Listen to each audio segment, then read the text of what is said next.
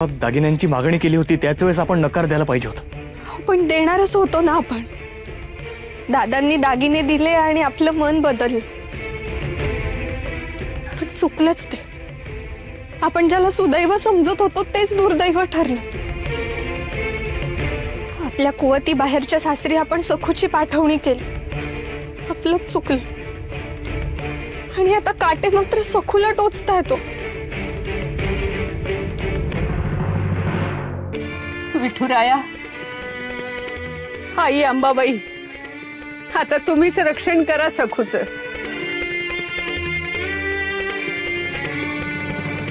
खोटारडाय ग, खोटारडाय तुझा बाप.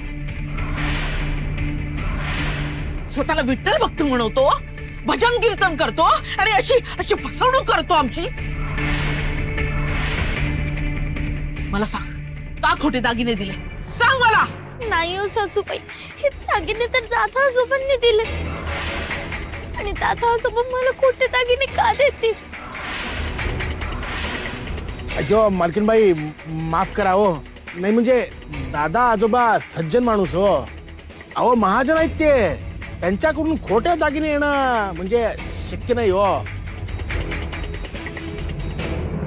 म्हणजे म्हणजे हिचा बापच कारणीभूत आहे ना? त्यानेच बदललेत ना हे दागिने? नाही हो सासूबाई, नाही नाही नाही. माझा आप्पा असं कधीच करणार नाही. आणि कसं झालं का झालं मला खरंच माहिती नाही हो. माझा आप्पा खोटं बोलणार नाहीत, खोटं वागणार नाही. हे मी तुम्हाला शपथीवर सांगते, माझ्या विठुरायाची शपथ.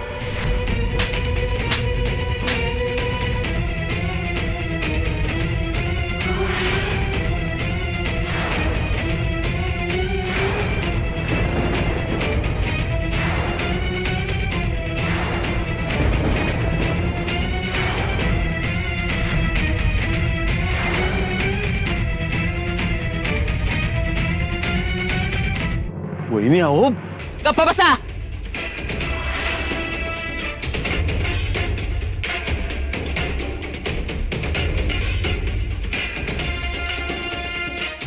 विठुरायाची शपथ घेतेस? विठुरायाची? आणि तू मला सांगतेस विठ्ठल भक्तांची थोरवी?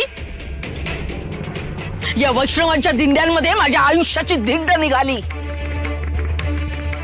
आणि मुली, दिगूच्या वडिलांइतका मोठा विठ्ठल भक्त अख्ख्या पंचक्रोशीत नव्हता. पण काय झालं? काय दिलं त्यांनी मला? भरजरीत रेशमी वस्त्रात गर्भ श्रीमंतात वाढलेले मी, माझ्यावर फाटके विटके कपडे घालण्याची वेळ आली. सुबत्ता सुख ऐश्वर्य सगळं गेलं. मी सोन्याने मडलेली होते, पार लंकेची पार्वती झाले मी. का? कारण संसारापेक्षा प्रपंचापेक्षा तो विठ्ठल मोठा झाला त्यांच्यासाठी.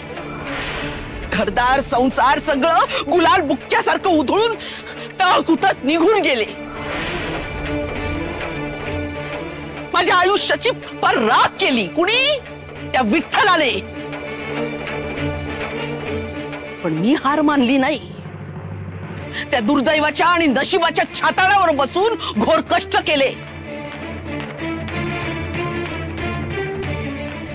आणि मग मी हा एवढा मोठा डोलारा उभा केला.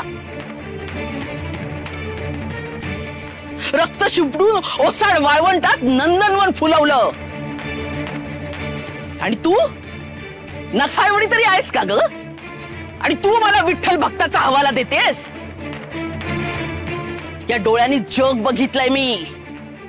नकली मुखवटे टराटरा फाडलेत. तसाच तुझ्या बापाचा मुखवटा ओरबाडून काढते की नाही बघच. तुझ्याशी बेईमानी करतात. लग्नात मुलीला खोटे दागिने देतो, मग त्यापेक्षा जीव का नाही दिला त्याने?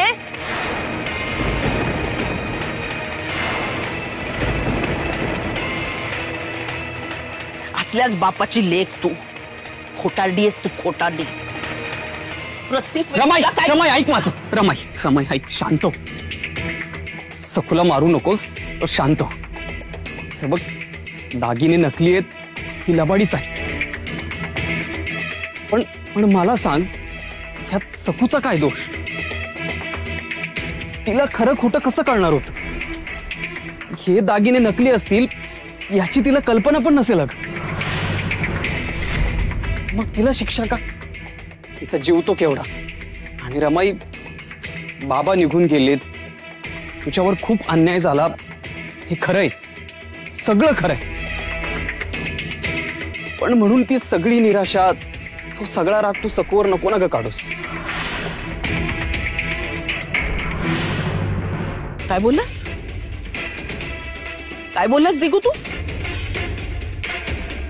माझ्या आयुष्यातली निराशा, राग सगळं मी हिच्यावर काढतीये?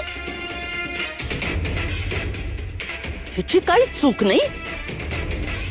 मी हिला उगीच ओरडतीये. वा दिगू, वा वा. दुर्दैव माझं, खरंच दुर्दैव माझं. बायकोच्या आहारी गेलेल्या असल्या मूर्ख मुलाचा माझ्या पोटी जन्म झाला, ज्याच्या भविष्यासाठी आपलं दुःख बाजूला सारून रक्ताचं पाणी केलं मी, आणि बायको आल्याबरोबर लगेच आईलाच शिकवायला लागलास. मलाच सांगतोस तू माझ्या आयुष्यातली निराशा मी हिच्यावर काढते म्हणून? याहून मोठं दुर्दैव ते काय असावं रे? रमाई, माझा म्हणण्याचा अर्थ नको, आता नको बोलूस. समजायचं ते सगळं समजून चुकलंय मला. पण दिगू, तू कितीही हिची बाजू घेतलीस ना, तर या सखूने आणि हिच्या आई बापाने आपल्याला फसवलंय हे सत्य आहे. आणि काय रे, मला सांग, एवढी काय अवास्तव मागणी केली होती मी यांच्याकडे? वरदक्षिणा मागितली होती, हुंडा मागितला होता, काय मागितलं होतं मी? फक्त मुलीला अंगभर दागिने घाला एवढंच सांगितलं होतं ना. ऐपत नव्हती तर हिच्या बापाने स्पष्ट सांगायचं मला तसं. खरं बोलायला कसली आले लाज. आणि माझंही मन खूप मोठं आहे, दिली असती सूट. पण अशी फसवणूक केली आहे, दगा दिलाय, हे तुला योग्य वाटतंय?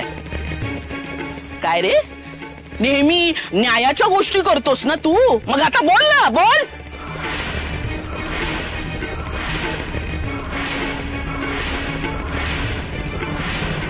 रमाई, दागिने नकली आहेत हे खरंय.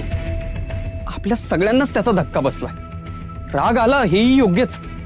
पण तुझे व्याही अशी लबाडी करतील असं वाटतं का तुला? तू जग पाहिलेस ना रमाई. सकूच्या घरची माणसं किती साधी, प्रेमळ, सज्जन आणि सभ्य आहेत हे त्यांच्याकडे नुसतं पाहूनही कळतं.